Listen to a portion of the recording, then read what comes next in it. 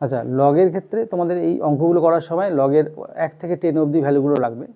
তো সেখানে আমি শর্টকাট কিছু বলে দিচ্ছি। যেমন লগ 1টা তোমার হচ্ছে 0, আর লগ 2 হচ্ছে 0.3010, লগ 3 0.477, লগ 4টা কী করবো, এটা ডাবল করে দাও, তাহলে 0.6020।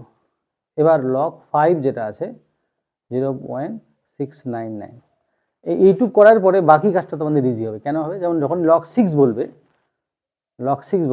তাহলে 6 মানে 3 2 6, তার মানে লগ 3 আর লগ 2 যোগ করে দিলে হয়ে যাবে।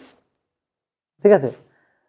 লগ যখন 7 বলবে, এবার এইটা তো আর কোনো মাল্টিপ্লিকেশন হচ্ছে না, তখন কি হবে, লগ 8টা তো তোমার জানা আছে, লগ 8টা আবার কি 4 × 2, তাই তো? তার মানে লগ 4 আর লগ 2 যোগ করলে আমরা লগ 8টা পেয়ে যাব, 4 আর 2। এবার তখন কি করবে, এই 7টা কি করবে, লগ 6 আর লগ 8-এর মিডিয়াম একটা ইন্টারমিডিয়েট ভ্যালু দিয়ে দেবে, তাহলে হয়ে যাবে কাছাকাছি।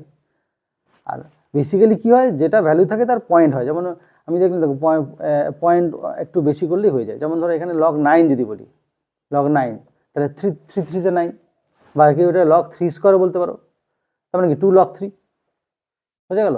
আর লগ 10টা হচ্ছে 0, আর লগ 10টা 1, লগ 1 0, লগ 10 1। মোটামুটি এইটুকু ভ্যালু করলেই তোমাদের কাজটা হবে।